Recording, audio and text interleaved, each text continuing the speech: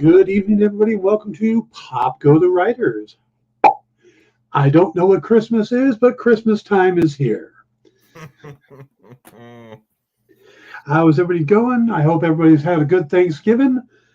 Jim, how about you? Did you have a good Thanksgiving? I did, and I got to say, I'm very thankful to live in a country that just about once a month I can watch a Godzilla marathon on Comet TV, and it's going on right now. Ah, do you want to step away from the show and finish your That's marathon? okay. It's not Lower like I've priorities. never seen these movies or anything. Hey, Amy, good to see you. Hope you had a good Thanksgiving. All right, Yes, I had a good Thanksgiving, and I hope you did too. I did. It was a small Thanksgiving. My nephew who lives with us and his brother and sister-in-law and their kid went out to Arizona to have Thanksgiving with my brother and his wife, their mom. Mm-hmm. And so it was just my mom, myself, and my ex-wife came over, Mm-hmm. which, because my life is weird. Mm-hmm. We had been invited to my ex-girlfriend's house, but we went with this one instead. And, Wow. yeah. Both my ex-wife and my ex-girlfriend will be over for Christmas. But Hey, if you can do it, go for it. I ended up making chicken a la king. Yeah, I think I saw a photo of that. Yeah, which is the first time I've made it since my father passed. It was a dish my father had worked with. When the pandemic started, I went, I'm going to need to learn to cook because I can't let my parents go out and eat like they always did. Yeah. I said, so I need to start making food, and I can't just cook for myself because, they can't go to the store. Yeah. So, and my nephew was here. So suddenly I'm learning how to cook. And I asked everybody for one dish they wanted me to learn. My nephew picked Szechuan pork and asparagus. He picked Szechuan pork and green beans. But when I found out you could substitute asparagus, I went, hell yeah.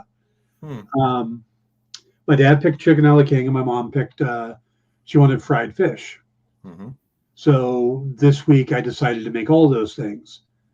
So not all at once, though, right? No. I made chicken a la king on Thanksgiving, made fried fish last night, fried tilapia, and the Friday before I made the pork and asparagus because my nephew was going out of town that Saturday morning. So it's good to know that you're earning your keep. Yeah, I've been doing that in crocheting and making hats now. You're gonna make somebody a good wife one of these days. So it seems. Yeah, I've got these skills now, and I'm single. I don't know how that happens. Wow. But then I keep my ex-wife, my ex-girlfriend around, so that may be part of it.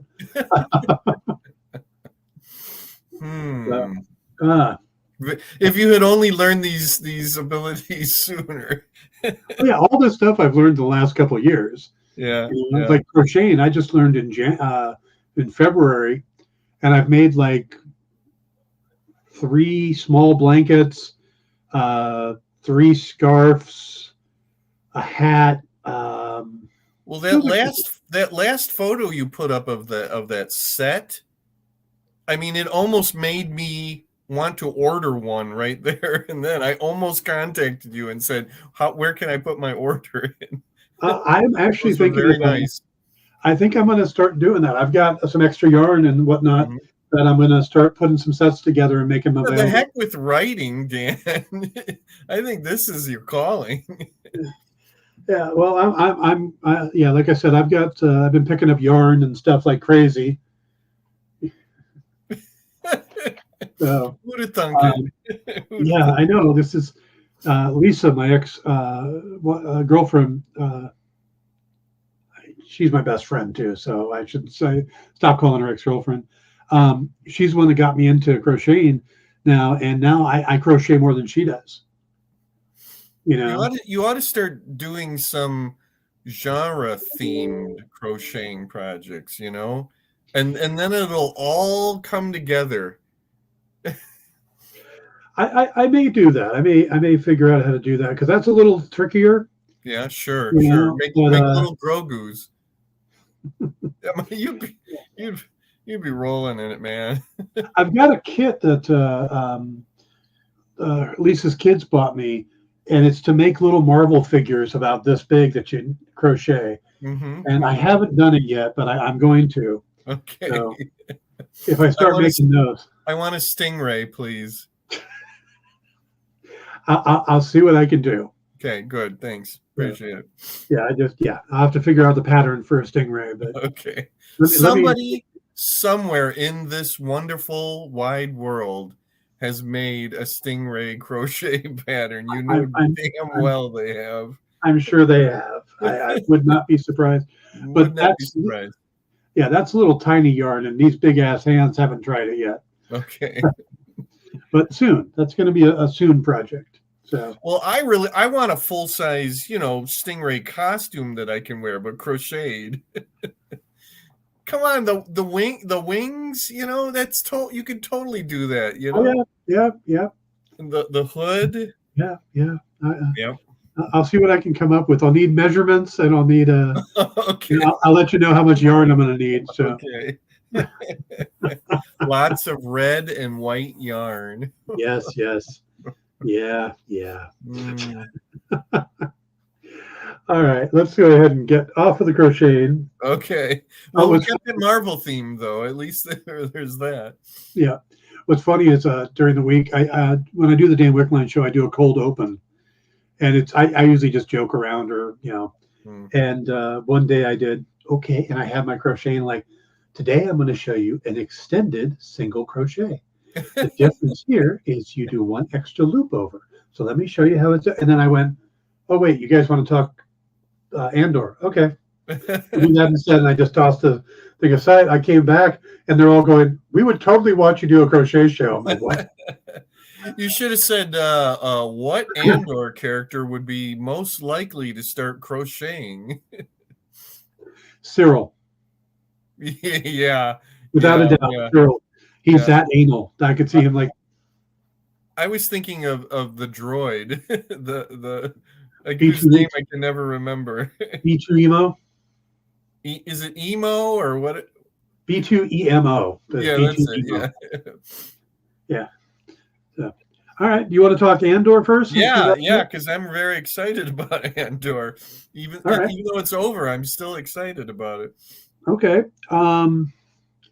That worked out. First thing I'm going to say, scoreboard. I don't think Cyril's going to the rebellion. I think he's staying with the Empire now. I still think he is. Because although I will say that, I mean, that's the one part of this whole thing that I can't really say what's going to happen next, like with those two. But I still think eventually he ends up with the rebellion. And yeah, I could be completely wrong. How is it that you want to put spoiler alert up? Oh, yeah, good idea. It's been almost a week, but that's still a good idea. Yeah. I know people who are still saying, "Oh yeah, I'm halfway through Andor." How is it that everybody was able to walk away alive from that episode? Huh?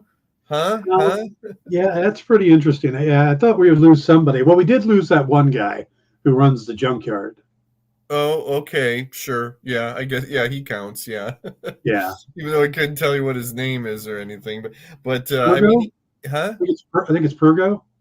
Okay, I'll take your word for that. I mean, even Mr. Drummer guy got out of it, and he was able to notch his drum there for at least one stormtrooper. Yeah, that's the job I want. Yeah. Except for maybe not climbing the tower, but what an amazing job of bringing all these threads together, and in just one explosive season finale. I'm just was loving that. The whole thing pleased me to no end. Yeah, I'm blown away that not only did they get everything in, but they were actually bring back characters I didn't think we would see. Mm-hmm. We got, Marva got a good speech. Yeah. Clem got some time. We hadn't seen Clem since Really. on. Dead Clem. Yeah. Brasso, Yeah. which I think he really, as a character rose up. I mean, I know people were already kind of liking him, but after the episode is over, go online and practically seeing Brasso fan clubs popping up, left and right.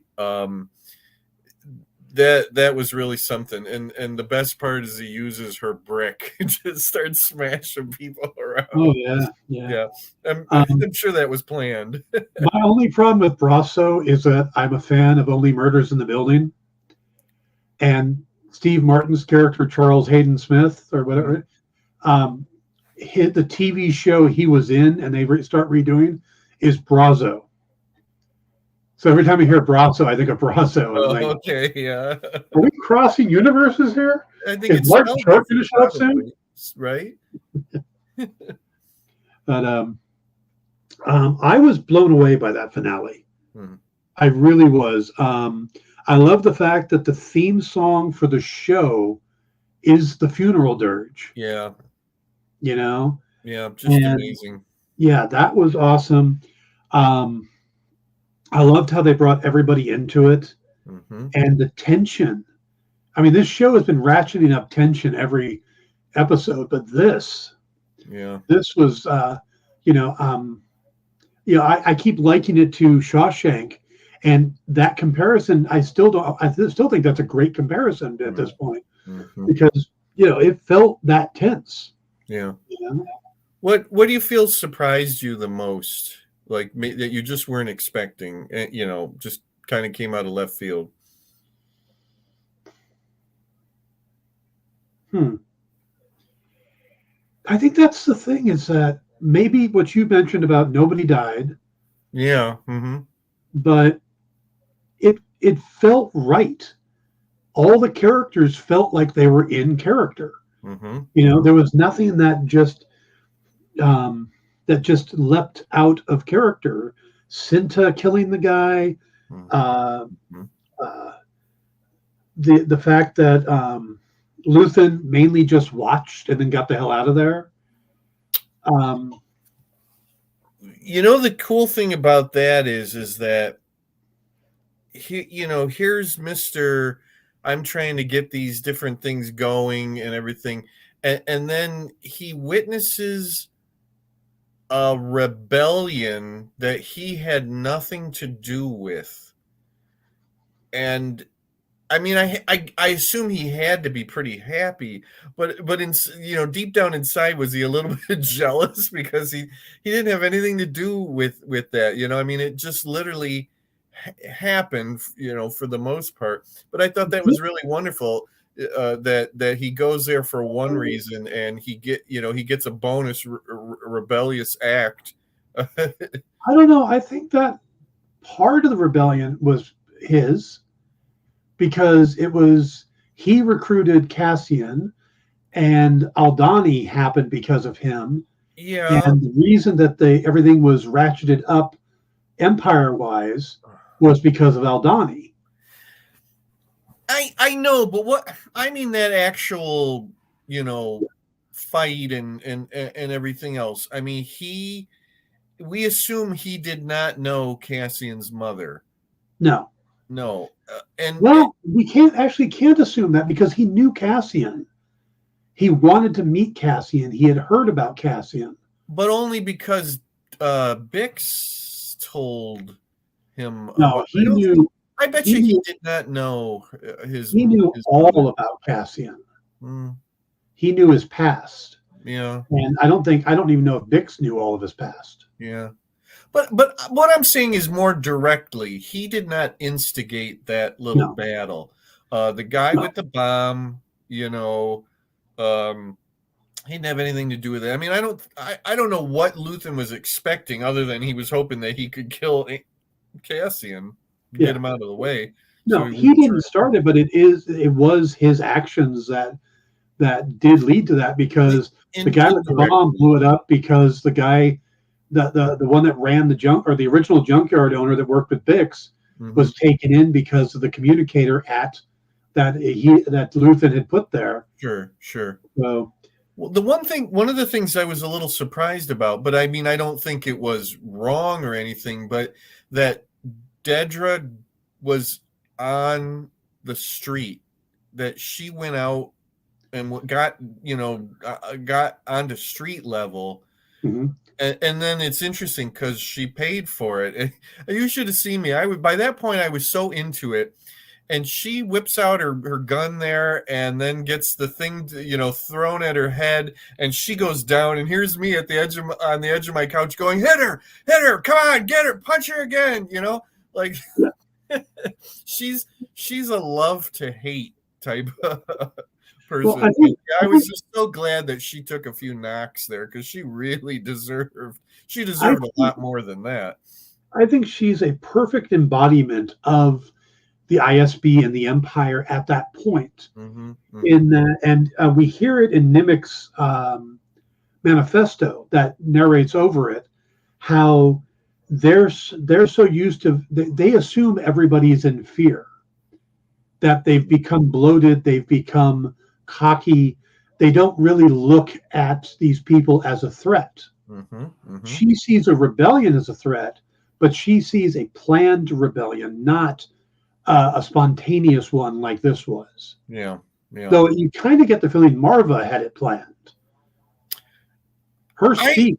I would assume so. I mean, she had to realize when she was recording that, and then to end up with this impassioned, fight the Empire. I mean, yeah.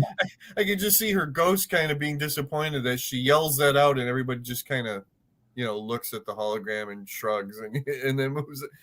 I would assume that Brasso had watched her hologram. He knew what was coming. It made me wonder how many people right there knew what she was going to say. Like, do we feel that Brasso figured that a fight would break out, or that he would try to push it along, or what? That's an interesting, little point for me. Like, how spontaneous was that? I mean, the bomb obviously moved things along, of course. Yeah. I think we're going to have to leave that. I mean, we don't know for sure.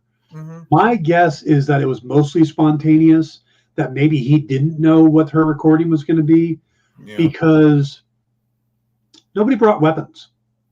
Right. The bomb kid was upset because they had killed his friend, the guy who owned the, Yes. But other than that, nobody brought weapons. And if you're going to rebel, you might want to put a weapon on. Yeah. A gun, a bat, something, and they were just fighting with sticks and things picking up that they could. Yeah, it was the Ewoks all over again, right? It was the Ewoks and the Gungan. See, that's what I love is there's these recurring themes all throughout Star Wars, is the lesser force up against the larger, more impressive force, and the smaller force, wins. I mean, it's the American Revolution kind of all over again. So I assume that the Emperor was told about Eldani. I think they even say somewhere through this thing. So does he get to hear about this little fight? I think there's going to be massive fallout. Mm-hmm. And I think it's going to be interesting to see how Dedra spins it. Yeah. And if Cyril it helps her in that. If she goes back, I mean, do we assume that? I mean, yeah, I think the ISB is her life. But something has to change somehow with her after that, because there's a hint of it where basically she's forced to say thank you to Cyril. So something needs to change in her, even if it's slight. The way she moves forward has got to be different now. Who knows if she was ever really in a fight before. I don't know, how much an ISB, officer, if they've seen any combat or anything like that. I assume she's not old enough to have been in the Wars. Clone Wars. No. No. I'm going to guess here from a writer point of view. I could see Tony Gilroy doing this and teaming her with Cyril for the purpose of humanizing the enemy, humanizing the ISB. She's going to have doubts now. She's going to start questioning some of her decisions. Yes. I think Cyril is going to be there with her to kind of Lady Macbeth her. He's going to be the one going, no, you can do this. You got this. This is what you got to do. That's what you got to do. And I think we're going to see the two of them rise and fall in the ISB. So she's going to, why would she continue to have contact with him? And I'm not debating that will happen, but is it, do you think it's because just because he saved her life? I think partly it's that. She's a cold fish. I mean, she said the way she said it was, I guess I should thank you or something to that effect. She just doesn't come right out and say thank you, but she says something like she's begrudgingly having to thank him. But well, honestly, I of the totally two agree of them, with you. Go ahead. Of the two of them, I could see her changing sides more than him. Because I think what's happened is that this event and her almost losing her life will open her eyes to things that she didn't think of before, to look and say, well, what is my life? What's in it? What's not? And she sees a kindred spirit in Cyril. And I could see the two of them becoming an item. But like I said, I think Cyril is singularly focused on capturing Andor, doing the right, what he thinks is the right thing, where I think now she's going to start questioning it. And I think so they're going to be kind of the humanizing side of the ISB going forward. Here's my guess, and I just came up with this. He is without ties right now. He's not part of that force, that he used to be, and he's definitely does not want to go back to his mother on Coruscant. He's without ties. I suggest that he suggests to her that they have to find Andor in a different way, and that maybe she actually goes off the grid, maybe goes rogue, and they together start using dirtier tactics or undercover to get to Cassian. And while they're on that journey, they start to see what the rebellion is. Maybe they, even going so far as to go under cover as rebels, and then start to live the life to the point where they both jump ship at the end. I don't see Cyril jumping ship. Okay. All right. I don't see the redemption arc for him. Okay. Yeah. But okay, see, the alternative is he just remains a jerk. I mean, I don't know. It's sort of a one note thing then, I mean, does he ends up dead? Some characters have arcs, some characters serve purpose. Okay. And I think his purpose will be to move her arc along. I mean, she's a main character now, and I would almost say he is too. Okay, I think it's just because now those two have really stepped up a bit in my interest level and become even more fascinating to me. I didn't really care much about him before. She's fascinating to watch just as a total a-hole, Yeah. So very, very, very, very interesting. You know what's funny is I walked away from that finale, and it's nothing against Diego Luna, but it was almost as if everybody else was more interesting than Andor there at the very end. Although he sort of redeemed himself by going to Luthen and saying, "Go ahead and kill me or take me in." Yeah. That was a good moment. That was a very good moment. Yeah. I thought that was a great moment, but I think the line of the move of the entire series was the uh, "I love him more than anything he could do wrong," Mm-hmm. Mm-hmm. and I'm like that for me that's up there with what is Yeah. what is grief but love persevering. Yep. Yes. Yep. I agree. And it's like, okay, yep, that's the line of the year. Mm-hmm. You know, last year it was a Vision. Now we get Yeah. Yes. Mavra gets it, or Yeah. Mavra through Brasso. Yeah. Um, yeah, it's going to be interesting to see what happens next year or next season. Yeah, be careful what you say there. I think it's supposed to be we were going to be waiting for a while, just like with Rings of Power. Well, they're supposed to start filming it like right now. Yeah, I think it actually did start, although it's not that far into it. But yeah, but you know how these. I mean, I don't know. I bet you it goes longer than a year. I mean, look at Mandalorian. It might, but I think that the reason I said year wasn't because of that, but because of the way they're doing the show. As you know, the next season is going to be 4 3-episode arcs covering 1 year. Right. To get us from where we are right now to the beginning of Rogue One.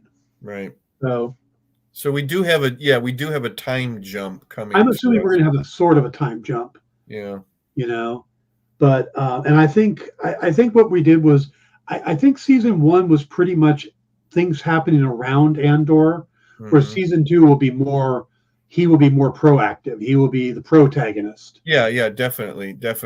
Hey, and before we forget her, Mon Mothma, I'm surprised at a lot of people.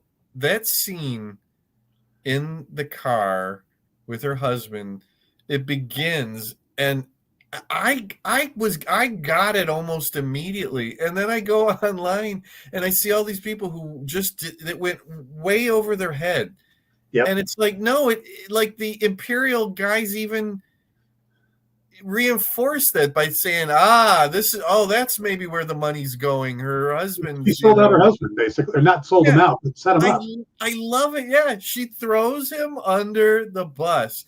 This is interesting. She's at a point where she's severing ties to her family. Mm-hmm. The daughters now introduced, and we assume that pact is being made, that marriage pact, and I love it. You know, that Perrin, or whatever the hell his name is, he's, well, you know what clued me in is that, and I give credit to the actor, she starts in on the, I can't believe you're doing this, and blah blah blah, and the way he really conveyed like honest shock at what she was saying, and that was what got it for me right there. I'm like, wow, he really doesn't know what the heck she's talking about here. I mean, the actor really conveyed that really, really well, and the dialogue and everything. And it's like, oh, she's throwing him under the bus. Wow, she's clever. Yep. So I go online, and really all people are worried about is what she wears when she becomes part of the rebellion. And it's like, what? Like, well, number one, she's keeping up appearances, and you know what I mean? As a senator, of course she's going to dress very nicely and everything. Don't worry about what the heck she wears when she's on the run with the rebellion. God. Honestly, I think this is the best Star Wars project, storytelling wise, and they did so by being as far away from Star Wars as possible. I mean, we got one space battle, and the fights and stuff were very different than we normally get in Star Wars. It was just, it harkens to some of the more, You'd almost think Daniel Day-Lewis was playing Andor. Good comparison. So you're saying they had a Last of the Mohicans vibe to it? I was thinking of, was it the Streets of New York or whatever it is, where he's got the big mustache? It's like Okay. 20th century New York. I was thinking of Last of the Mohicans because they're the battles and the guns and everything in that are presented pretty realistically compared to what we would been used to in that. But I totally get that. That's fun. Yeah, but I mean, it's that type of storytelling that he's known for. So I'm assuming there's going to be a little bit more, fighting and battles in the next season. I don't know, as we get closer to Rogue One. Yeah. Tony Gilroy said that 30 characters are being carried over. Wow. Now you can count a lot everybody. Just about. I mean, you can count the ISB, most of the characters from the ISB. All the rebels that we've met so far have made it out. Yep. Vel, Cinta, and still Cinta's got to be a sister because they never went back to that story. Right. Yeah. Right. And that's, I think I brought it up before. If that's the case, I don't know. It's a little kind of too coincidental that he would run into her the way he did, and be on the team with her for Eldani, and but then they've separated them again, and I thought for sure he'd run into her there and then on Ferrix, and then that didn't happen. So obviously there's a lot more that needs to be said about those characters. I mean, there's a nice little web as far as Vel is Mon Mothma's cousin, but she worked with Andor, and then she's in a relationship with Cinta, and Cinta might be Andor's sister. I'm really looking forward to Cassian and Mon Mothma finally meeting. That should be really something. Well, I look at the women introduced in this series, and there's only two that fit the description or fit the physical characteristics of the girl we saw, and those would be Cinta and Bix. I hope it's not Bix, because I feel like then we got a Luke and Leia thing going on there. Yeah. Right? Plus, what are the odds that he would end up on the same planet as his sister? Yeah. If Mavra didn't take her. Yep. So that's why I'm leaning Cinta. Now, it could be it's going to be somebody else altogether. That's always possible. Yeah. But I'm starting to wonder with the possible time jump with second season, if we might, by the next time we see Mon Mothma, if she's already made the jump. No, I don't think so. But in Rogue One, it appears that she's been with them, that she's not just come into. No. I think it'll happen, but I think we'll see it. I don't think you leave that as an off-panel thing. The reason I say that is that, and I didn't see it myself, but we as Star Wars fans have already seen that.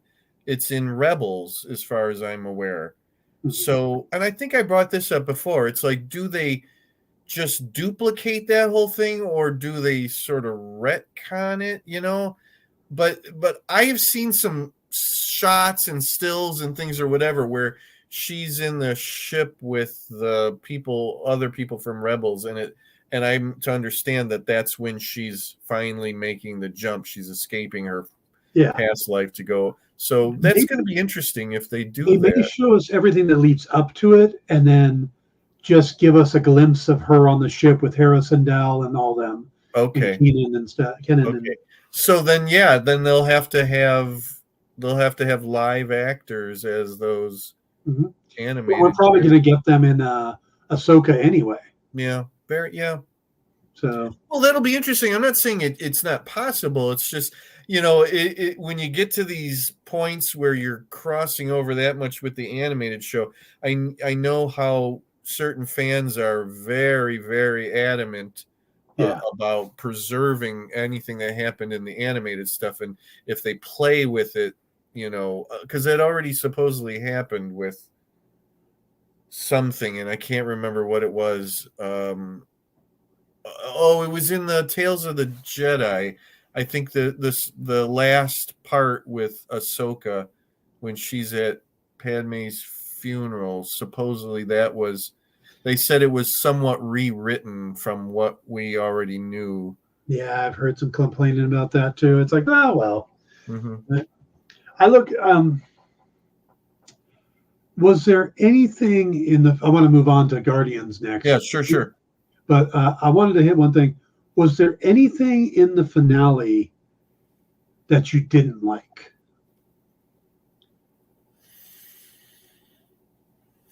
No. I thought the pacing was great. Bringing all the threads together. The world building was incredible. I kept thinking about that they kept building upon the society on Ferrix and their traditions, and this funeral, the march and the music and the traditions involved in that. No. I mean, I expected that a character would die, other than the other one guy or whatever. I mean, one of the ones that we've been following, really, and that's not a disappointment. It was just funny. It's like, oh wow, everybody walked away from this, Yeah. even the droid, even after getting tipped over,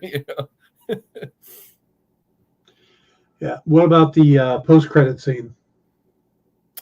We saw that coming. Come on, right? I mean, it was cool to have it, but we saw that coming. But how neat to see that, because that's like a good Star Wars moment. That's a big thing. Yeah. The Death Star.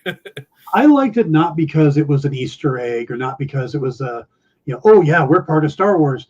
To me, it's because there's an irony to the fact that Cassian has, even in a small way, help in building the thing that kills him. Mm-hmm. Mm-hmm. Yeah. And there's an irony there. Right? Yeah. And all of this, if none of, I mean, basically Cassian's decision to try to find his sister is what all of this is about. Mm-hmm. That one decision is what's put him on this path. Mm-hmm. And I find that fascinating. So they are going to have to pay that off at some point. Yeah. The sister thing that has to pay off, or that is just going to be bad writing. But all right, we should switch over to the Guardians of the Galaxy Christmas special or holiday special. But I wanted to start with the fact that Marvel just about spoiled their one big surprise in it. If you believe some people, that's what they do well. That supposedly they're always spoiling their own stuff. But you know how they do Marvel Legends on Disney Plus, where they put out those little 7-8 minute. I haven't watched one in quite a while because I realized it just goes over ground that I'm already familiar with. But yeah. Well, this time it actually covered stuff that they hadn't gone over. Oh. And I think whoever put it together didn't realize, because the Gamora and Drax one, which are now off of Disney Plus, they pulled them. They had a deleted scene from Volume 2. Oh, somebody was trying to tell me about this, and I wasn't really getting what they were saying. Okay. So basically, there's a scene from. Do you remember in Guardians of the Galaxy Volume 2? There's a scene with Drax and. The deleted scene is Drax and Mantis. And basically, it's Drax asking Mantis, "Why don't you tell Quill you're his sister?" Right. And she says, "Because my only connection to him is his greatest shame, his father." So no. So this deleted scene they took out. Now, of course, that's the big reveal, is that Yeah, he's, yeah. she's also the child of Ego. So what you're saying is basically James Gunn just refilmed that, because that's pretty much what that scene is in the holiday special, right? In a sense, yeah. But Okay. this actually took place, would have taken place, yeah. Yeah, Um, right. Now, Gunn came up with the idea of doing the Christmas special during the filming of Volume 2 and pitched it and wrote it in like 3 days. So I'm wondering if that scene was cut because he wanted to save it for the Christmas Save it special. for that. I think that's completely logical, sure. Yeah. But I mean, if you think about it, why else was Mantis there? Because I mean, they kind of give this flimsy idea in it that Ego found her and she helped him put his mind at ease and sleep. But it's like that doesn't make sense. And then when you see the panorama of in that weird thing where he was showing his history, there was one scene, one set of characters of Ego and one of her race kissing. Oh, I think I missed that completely. And then around the time that the original movie came out, an actress named Jennifer Sharp posted some photos online of herself and Kurt Russell in a scene, and she's done up in Mantis's race. I don't remember what race she is. Huh. And she says it was an honor to have done a scene with Kurt Russell, uh, as Mantis's mom, even though it was cut. Wow, this is ages ago now, too. Wow. So that would have spoilered it. But then when they put the legends out, they included the deleted scene. Huh. So now it's off of Disney Plus. So it's like crazy. Don't use that. So yeah, how would that have gotten through? However many people that would have had to go. By the way, Mantis is, if I remember correctly, Vietnamese. In the comics, she is. In the comics, she is. Yeah. Although these days, I think they pretty much morphed her into what she is in the comics. Everything, or in the movies, or in the cinematic universe, that's what they pretty much do. Is the comics get changed to reflect the what's going on in the movies. In fact, there was something else I thought about the other day that's now very much just like the movies. Well, that's fascinating. Yeah, because I knew that there were James Gunn had said that there was a few things that set up the third movie that would be in the holiday special. I guess one of the other things is that now the Guardians own Nowhere. Yes, they bought it from a collector, which tells us the collector is still alive. Yeah, now that one, I was like, you mean the guy that Thanos killed? Like, what? Well, that makes me happy because I still want a scene with all the elders of the universe together. Yeah, me too. It makes me wonder if maybe the elders can't die. Maybe that's why he's still alive. But that was fascinating too. It was nice that it wasn't just a somewhat fluffy holiday story, that there was actually some actual developments in it.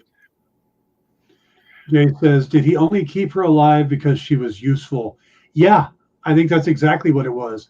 She was able to ease his mind and let him sleep. And if you ever suffer from insomnia, you would keep anything around that would help you sleep. So they're listing her as a celestial hybrid now on Wikipedia stuff, but she is from a insectoid-like race, is what they're saying. So in the comics, she's half Vietnamese and half German. Yeah, right. But in the MCU, she is alien. Yeah, in fact, I think she was the daughter of one of the Zodiac in the comics, if I remember correctly. It's been a little while, but in fact, my first issue of Avengers that my dad bought me it has Mantis in it, and they're just starting to sort of unravel her past. And I remember getting that issue, and it's like I knew who Iron Man and Thor and those guys were, and it's like, who's this weird chick who like refers to herself in the third person, and they go up against the Star Slayer, if I'm not mistaken. But that's funny. This is all coming back to me now. Yeah. So now we just need to get swordsmen from over on Hawkeye. Right. We need to have the whole Celestial Madonna story. Yep.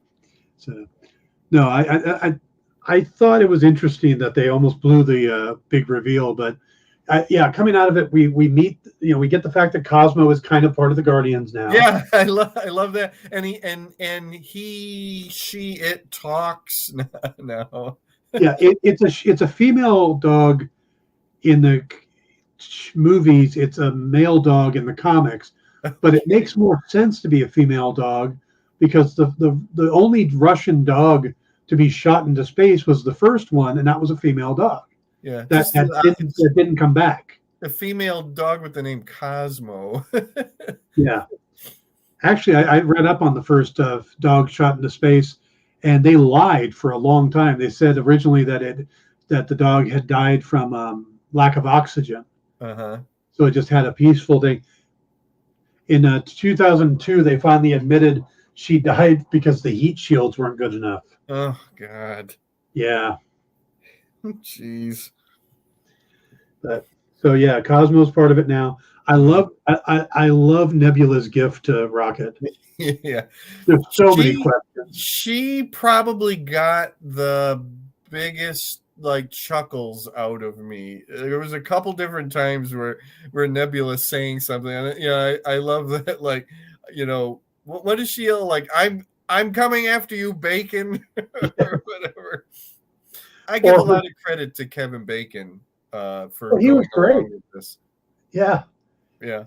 Well, I saw an interview with him. He said that the biggest surprise of his life was he went to go see Guardians of the Galaxy in the theater, and he's sitting there, and he was alone. His wife was out of town, so he's watching in the theater, and suddenly they're talking about him on the screen.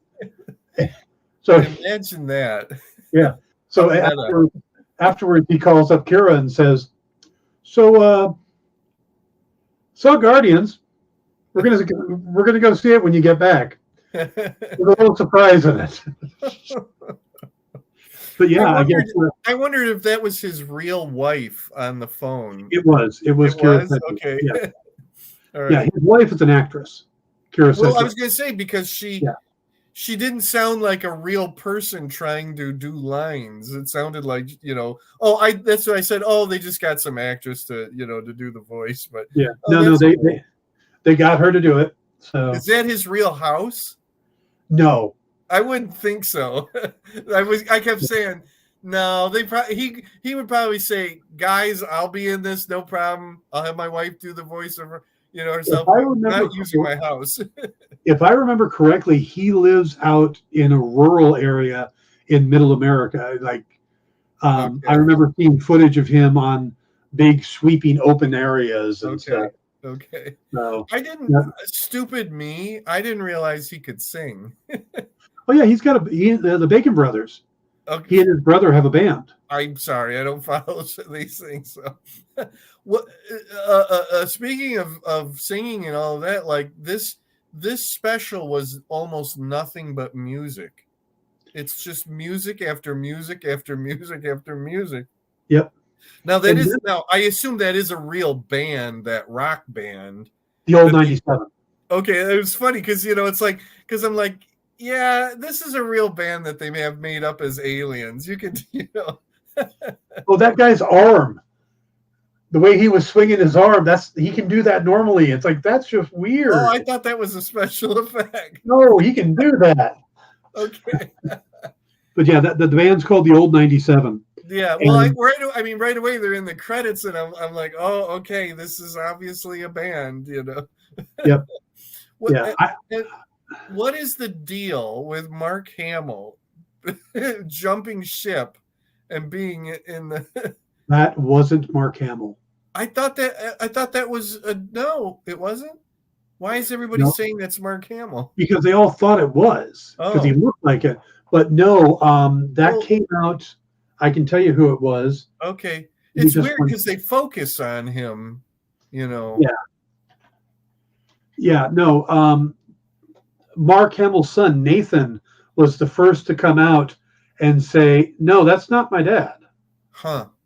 Uh, let's see. Nathan Hamill came out and said it, and then an actor named Sin Smith came out and said that the actor's name is Troy Beecham. Hmm. So But, even though it looks like him, it's not Mark Hamill. but Mark Hamill hasn't denied it yet, has he? Yes, turns out Mark Hamill has an alias as Troy Beecham. Yeah, it would be so great. I could see Mark, tweeting to his son, and saying, son, Nope, nope, that was me. Well, So, yeah, I mean, that'd be funny if he did it in secret and didn't tell anybody, and it was just a big, surprise. yeah, but Wow. you want to save Mark Hamill. You want him to be something bigger, Not everybody has to be in a Marvel production. No, not everybody. It's the No. it's the modern equivalent to the Batman 66 TV series where Yeah. every actor wants to be part of it. Yeah, you can keep Al Pacino and Robert De Niro, but we want Mark Hamill. Okay. See, I'm telling you, I want if it's just a special, the Elders of the Universe special, and I want Benicio del Toro and Jeff Goldblum, and I want to fill the rest with these kind of actors, and I want Mark Hamill to play the Collector or the Contemplator or one of those guys, and just fill it with all of these niche little the gardener. Yeah, the gardener. Yeah, these niche little actors. Yeah. And just have it be hilarious. Hey, who you calling a niche actor? Poor Mark Hamill. But yeah, I think it'd be great to fill it with, actors like that. Well, I bet you that's one of those things that we don't know yet. The open slots in Phase 6. You can have Kurt Russell come back, and yeah, yeah, I love these specials. I think it's funny. I think two of my favorite things from Marvel this year were the Werewolf by Night special and the holiday special. I mean, and that's not saying I didn't like everything else, but I think those two and Moon Knight are my top three. I would love it to know someday that both these specials were also a surprise to the high echelon in Marvel Studios. I mean, that they knew that they were good, but they once the reactions started coming in, that it's pretty much across the board. I've seen with the Guardians special that that everybody really enjoyed it. Paul Dini, you know who I mean? Yeah, he posted today that he watched it and said, "This is probably my most favorite MCU thing yet." I was like, "Wow, okay." Yeah. Well, I mean, there was so many neat nods to the Star Wars holiday special, which I know we all hated it, but it still got this kind of thing in our heart because it was only the second Star Wars thing we ever got, and we got it in our houses, So to have the little animated part, though, Gunn said that originally he wanted to do Ralph Baskin style, that the animation for it. Yeah, it's rotoscoped. Yeah, they ended up doing rotoscope because they couldn't do the so they went rotoscope instead. But he originally wanted to do that Ralph Baskin, Frosty Snowman rode off the Red-Nosed Reindeer style. But I think the rotoscope worked really well, and it reminded me of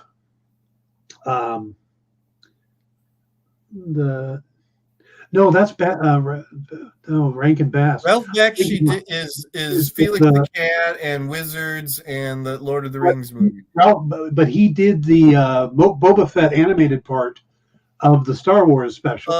That was Nelvana. I don't think he did that. I think it was Beshki. Okay, well, maybe so. I mean, the company was called Nelvana, if I'm not mistaken. But yeah, you meant Rankin Bass. Yeah, I was confused. Did the claymation or puppet? No, but he was talking about Bashki, and I'm pretty sure that's who did Yeah, but no, it reminded me of the Lord of the Rings animated movie that, it's yeah, basically just, yeah. they have people filmed people and then they just draw over. It was really nice to have I'm forgetting his last name, Michael Rooker. yeah, back. It's Yeah. just as soon as you hear that voice, it's like, oh yeah. I'm fairly sure that Michael Rooker has been a part of every James Gunn project except for Peacemaker. He was in the Suicide Squad. He's been in all his movies, So they're like best friends. So, right. So yeah, he's always going to try to find a place to put Michael Rooker in. Right, sure. He's like, damn, I killed him. So flashback time. Yeah, I thought it was just really well done. Continuity wise, I don't know when Nebula took Winter Soldier's arm, and because that's not his old arm, that's his Wakanda arm, his vibranium arm. What if it's just something that's fun and we're not supposed to worry about it at all? Because that's how I walked away from it. But they also know that they can't just put that in front of Marvel fans and walk away and say, don't worry about it. But yeah, my thought is that she had one made. Yeah. It could have been that afterwards Wakandans were like, is there anything we can do for you? And yes, I want you to make an arm just like Bucky's. Yeah. Or they just like, that's the other big question. Have you seen Wakanda Forever? It's okay, go ahead. Oh, okay. Riri Williams's suit that's towards the end of the movie, she makes in Wakanda, and then at the end of the movie they do not allow her to keep it. Yeah. So maybe that arm was the same thing. They did not allow him to leave with that arm, and he had to go get another arm made somewhere else. Well, no, he had it in Winter Falcon and Winter Soldier. Unless that was another arm made to look just like the vibranium arm. But no, you're right, because what's her face turns it off and it falls off of it. Yeah, you're right. I see people online doing this thing where you've got Bucky sitting there with no arm and Sam coming in going, what happened? They should have had that as the credit scene. Explaining how he lost his arm. Yeah. Oh, that would have been hilarious. For him just showing up in Wakanda going with one arm going, there was this blue woman. No, he should know Nebula, right? They fought together against Thanos, right? Right. Love it. Though he had been snapped and she'd been around, so the other Avengers know her. But he was gone, and then he came back, and then they left shortly after. I'm gonna give a shout out to Karen Gillan that she has taken that character and really made something unique out of it. Yeah.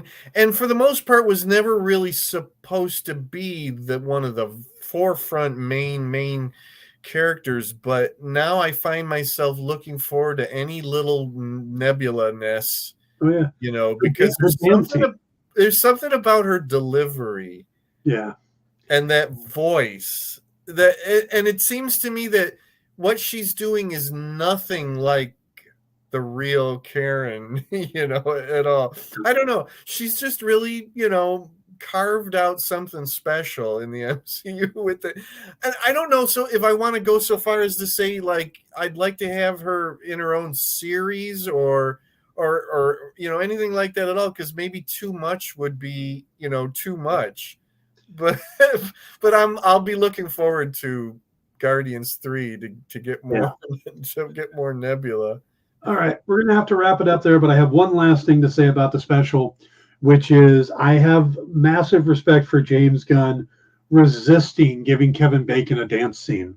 Yeah, right. Yeah, I thought for sure we're going to have all of them dancing through nowhere, you know, yeah, a la Footloose, but they didn't do it. So Well, we got Nebula dancing true, or that's true. something.